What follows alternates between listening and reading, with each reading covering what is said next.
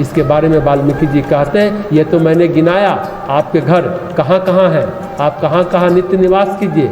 नित्य निवास का मतलब आप हमेशा वहाँ रहिए, लेकिन अभी मैं बताता हूँ वो निवास जो आपको वनवास काल में रहना है। आप चित्रकूट पर्वत पर निवास करिए, वहाँ आपके लिए सब प्रकार की सुविधा है। सुहावना पर्वत है, सुंदर वन है, हाथी, सिंह, हिरण और पक्षियों का विहार स्थल है।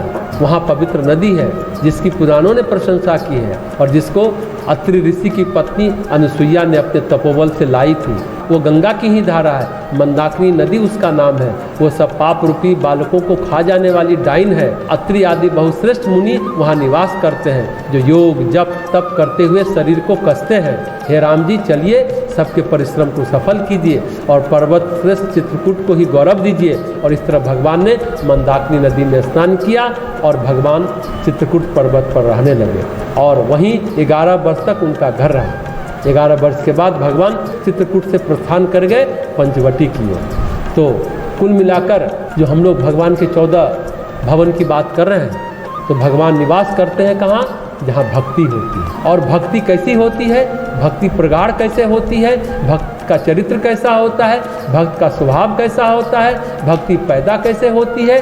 तो भक्ति पैदा होती है भगवान के कथा प्रसंगों को सुनने से, भगवान की लीलाओं से, कथा प्रसंग से जीव को शिव का परिचय होता है, भगवान का परिचय होता है, ईश्वर का परिचय होता है। कथा प्रसंगों में जैसे जैसे मन रमता है वैसे वैसे प्रेम होता है और बढ़ता चला जाता है। नाम रूप गुण लीला, लीला का श्रवण, रूप का चिंतन ध्यान करता है, नाम का जप करता है, गुण का कीर्तन करता है और जैसे जैसे जप ध्यान जप कीर्तन करता है वैसे वैसे उसका होता है परिमार्जन, मन का परिष्कार। फिर परिमार्जन परिष्कार होता है तो सबसे पहले निखर कर आता है उसका चरित्र, उसका व्यक्तित्व।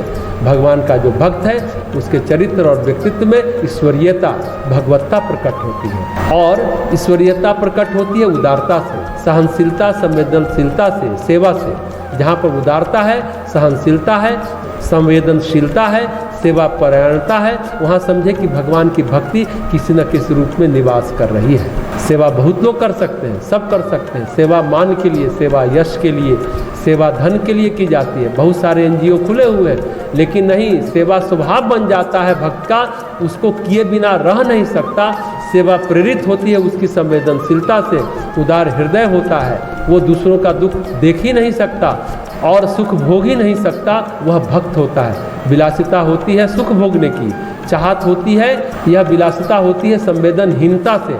जहाँ जितनी संवेदनहीनता होगी वहाँ उतनी विलासिता होगी, उतना वैभव होगा। जो संवेदनहीन होगा वही वैभव इकट्ठा कर सकता है, विलास की सामग्री को इकट्ठा कर सकता है। जो संवेदनशील है वो कर ही नहीं पाएगा, क्योंकि उसको हमेशा दूसरे का दुख नजर आएगा, अपने सुख का सामान दूसरों को वितरित कर देगा। भगवान का भक्त उदार होता है, संवेदनशील होता है और सहनशील होता है, क्योंकि सेवा में सहनशीलता की जरूरत है। क्योंकि जिसकी सेवा की जाती है वे दुखी पीड़ित प्राणी हैं, सताए हुए प्राणी हैं, उनका व्यवहार नियंत्रित नहीं रहता, अनियंत्रित व्यवहार है, इसलिए सहनशील होना पड़ेगा।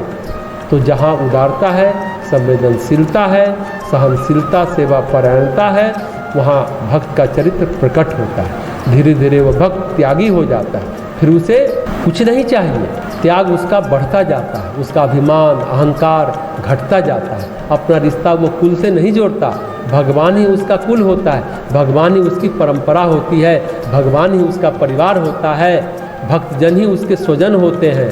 जहाँ ऐसा होता जाता है वहाँ फिर भक्त और भगवान एक होते हैं। इसलिए अंतिम घर को गिनाते हुए महर्षि वाल्मीकि कहते हैं वो आपका निज घर है, वहाँ भक्त भगवान एकाकार हो जाते हैं और भक्त का हृदय भगवान का स्थायी निवास बन जाता है, अपना घर हो जाता है। तो इस प्रकरण को यहीं समाप्त करते हैं। भगवान के 14 घर कहाँ कहाँ हैं, कहाँ कहाँ वो निवास कर सकते हैं, इसकी विशद व्याख्या गोस्वामी तुलसीदास जी ने अयोध्या कांड में इसकी की और बड़ा ही मनोरम ढंग से की। तो आज की बात समाप्त करते हैं। ओम शांति।